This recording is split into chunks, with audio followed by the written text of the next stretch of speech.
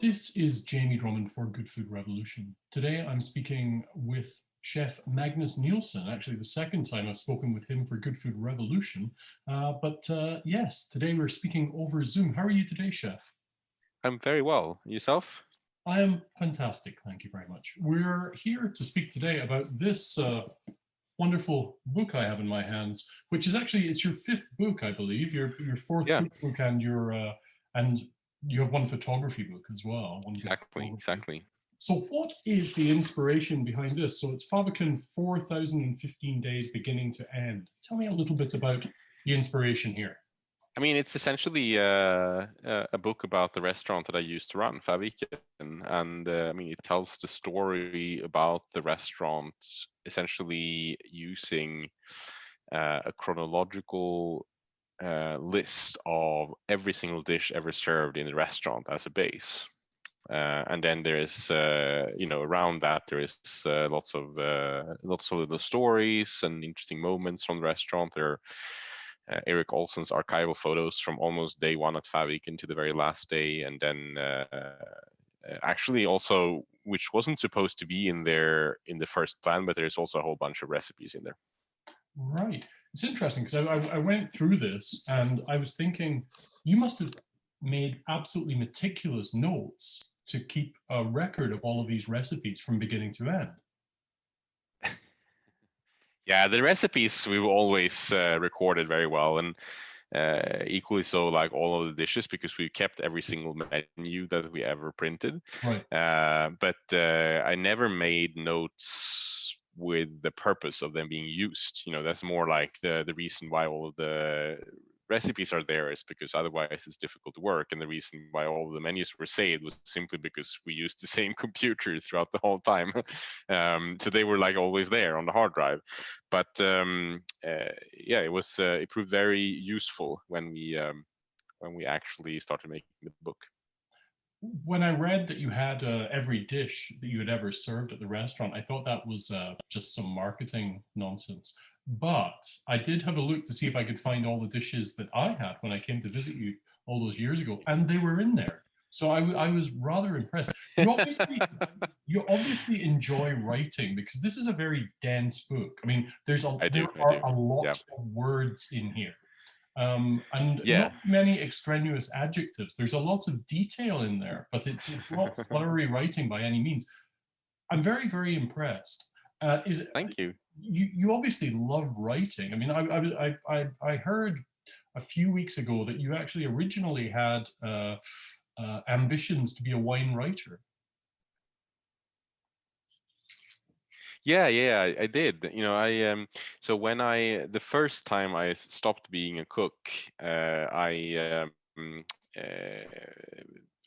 sort of changed my plan, and I started studying wine with Hmm. the sort of idea of potentially becoming a wine writer. Yeah, or wine writer. Yeah, and I do really enjoy writing. It's like uh, I mean, it's something that I never used to do, unless it was for school or something Yeah, like that. yeah. But then, which when I wrote the first book about Fäviken now almost 10 years ago, I realized that I enjoyed a lot, and I just kept writing after that.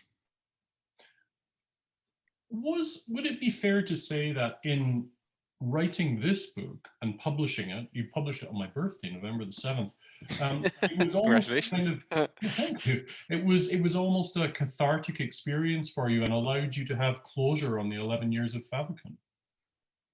Yeah, I think so. I mean, that was not the reason why I decided to write it. Mhm. Definitely not. But I think that that's definitely been the case, though. And I was asked, it's funny because this year, there's almost past 1 year now since I closed the restaurant. In 1 month, it will be 1 year Yeah. since we closed the doors. And it's funny, I thought about Fäviken very little Well, during that year, except for like when I've been actively writing on the book and stuff like that. And it's funny because someone asked me a couple of weeks ago in another interview what my most memorable dish was, or like which dish mhm. that meant the most to me, and so on. And I realized that I hadn't thought about the dishes since we closed, and I also realized that none of them I didn't feel anything for them anymore, you know. And Okay. I'm very proud about like what Fäviken became, and like that whole development, and my own achievements and the achievements of the team, and you know, all of these things, like the bigger things, they mean a lot to me. But when I think back about, you know, those sort of specific details, none of them really seem important anymore, and I feel very little, Interesting. which is, you know, unexpected and a little bit weird. And I think that maybe it has to do a little bit with the writing of the book as well, because I really had to like go through and think about every single aspect. And yeah, I can imagine that that sort of just made it feel like it was done afterwards. Right, interesting. So I have to ask you, what have you, apart from writing a book, what have you been doing over the last 11 months? I've been working with the MAD Foundation in Copenhagen, Yes. which is an organization started by Rene Redzepi, you know. And their latest project has been to start a school to, you know, push for positive change through the world of hospitality. And I'm leading that project, starting the school. So I go, you know, not every week, but every 2 weeks or a little bit less than that. I go to Copenhagen and I work there, and then the rest of the time I work from home. And I choose very poorly. I choose very well my year to close the restaurant, and very Yeah. poorly a year to have an international commute built into my day-to-day life. If ever there were a year to not be in the restaurant industry, it would be 2020, that's for sure. We are living in the time of a Yeah, pandemic. yeah, How has the pandemic yeah. impacted you? I mean, you said you were going back and forth to Copenhagen, but you are actually up north in Sweden right Yeah. now. We still live up north where Fäviken used to be located, and I mean, from a practical standpoint, that's obviously been challenging for me to go to Copenhagen for work. But I think in relationship or in comparison to what a lot of other people going through, losing their businesses or their health and things like that, I mean, that's a relatively small inconvenience. Yeah. And it has been, you know, I'm grateful that I'm not running a restaurant this year, but I must also say at the same time that even though all of the pain that's been caused in this is obviously terrible, it is also fascinating, you know, to live through this and to see this. I mean, who would have imagined a year ago that this was what 2020 was going to look like? Yeah. Yeah. Yeah.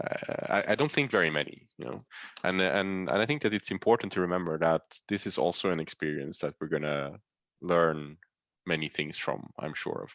Yeah, I mean, it will cause a huge reset in our industry, in the restaurant industry for sure. And Yeah, yeah, yeah, I know that absolutely. within Canada, there were lots of elements of the industry that were, I didn't think were right. They were kind of broken. And I'm Mm, hoping that the industry can come through this and make things more equitable, make things fairer for everybody who works within the industry, yeah, because this is really showing up a lot of these cracks. yeah, yeah, yeah, absolutely. No, I think it's like, you know, a big crisis like this, it always creates momentum for change. And I think what's Yeah, happened here is that a lot of restaurants that would have naturally closed over the next 5 or 6 or 8 or 10 years, they've now closed in a much shorter window of time. Um, and even though, I mean, it's really unfair and very sad in many ways, I think it's important to acknowledge the fact that those restaurants closing will also leave an opportunity for new things to come. So if anything, I think that some of these changes that were already happening anyways, but that were going really slow, they will definitely be accelerated because of this. And some of those changes, not all of them, but some of those changes, I think, are for the better. So yeah, I do. You know, I have to say that I definitely have an optimistic outlook on the future when it yeah, comes I'd to say so. Yeah, restaurant, and I don't buy this sort of this idea that's being pushed by some people today that the restaurants we're having now, they're all going to close. Or the majority are going to close, and they're not going to open up again, and therefore we're not going to have restaurants. I don't believe in that, because yes, restaurants are going to close. Sometimes it's going to be unfair. You know, it's always going to be problematic in many ways. But what we're going to have after this is, as I said before, we're going to have plenty of spaces that could house restaurants. We're going to have plenty of people who are good at running restaurants who want to run restaurants again and are Right. currently not doing anything. We're going to have plenty of people who are really good at working in restaurants. We're also going to want to continue working in restaurants. And I think most importantly, we're going to have lots and lots of people who are going to want to go and eat in restaurants again because they've been deprived of this pleasure that so many of us take in going out to eat, with friends, enjoying a good meal and a good drink. And that's not going to go away. That's going to come back, and it's going to come back like in an increased way, I think. Right. As of Monday in Toronto, indoor and outdoor dining are prohibited. So the restaurants have basically been closed again, apart from takeout and delivery. But in Sweden, you didn't actually go through closure of restaurants at all, did you? No, there has been no lockdown as such in Sweden, and there's been lots of restrictions and recommendations in place instead. And with restaurants, the last one that was put in place was that there is no alcohol service after 10:30, and anyone with an alcohol permit has to close their establishment, and it needs to be evacuated by 10:30, essentially. That's obviously to make sure people don't get drunk and get too close to one another and so on. And then there are also restrictions on space and seating and many of these little things. I think that seems to be much the way that it's now run in other countries in Europe as well. I mean, Denmark, for example, where I go quite regularly still, it's pretty much exactly the same setup, essentially. How satisfied have you been with the, I guess, somewhat controversial manner in which your government has managed the pandemic? From my personal perspective, not being an epidemiologist, pretty hard to judge. But I must say that I really don't believe that the strict lockdowns are like the way to solve these problems. I can't see that that's just something that's going to work, because I think that also shows in most of the parts of the world where there has been strict lockdowns, there is really no correlation with the sort of course of the pandemic or not. Look at a lot of the Central European countries that has had very, very severe restrictions, and they're experiencing huge increases in contamination at the moment. And then you can have other countries that have had both lockdowns and after that no lockdown but severe restrictions, which have had almost no spread. And I think that no one knows now at the moment what's right, and I think that there's probably going to be so much scrutiny on this afterwards, and it will be very interesting when all the very clever people have figured out how this actually works, what really drives this. But it's pretty clear to me that, like, if you compare it, like Denmark, I think is a super interesting example. They went through a short lockdown this spring, and they've been open since, but with quite a lot of restrictions in place. Yes, they had very little transmission during lockdown, and they have not really that much transmission right now either. And then you can compare with France, for example, where face masks have been compulsory in the street for a long time. There's been a series of lockdowns that have been very, very severe, and they have much more transmission than Denmark. So I think it's probably a very this is a brand new thing, and no one really knows the answer right now. It's like I usually don't even answer these questions, but I find it like a little bit irritating that every single person that you speak to has all of a sudden become a medical doctor and epidemiologist. That we all feel like experts on this. But the only thing we know is that no one, not even the real experts, actually know stuff about this yet. They only, have theories so far. It's interesting. You mentioned earlier that social distancing comes rather naturally when you're up in the wilds of northern Sweden.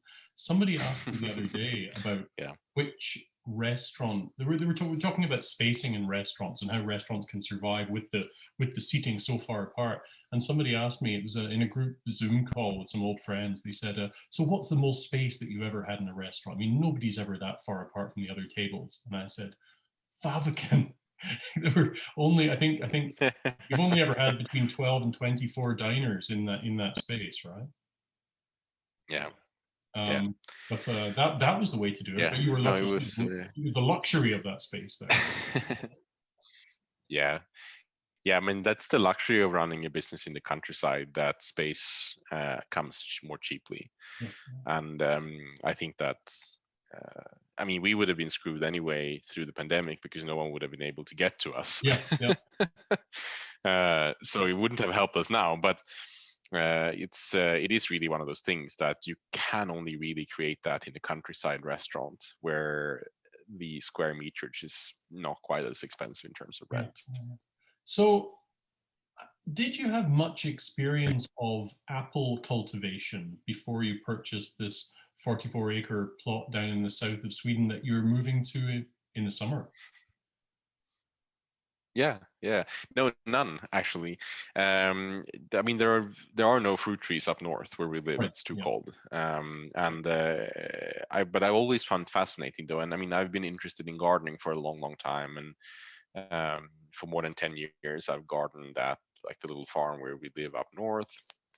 And I felt like this was sort of I just got very interested in growing perennial food crops, Right. and I mean, orcharding is like it's peak perennial food crop growing Yeah. somehow because it's such a long perspective. You know, you plant a tree and it can keep giving for 100 years or even more.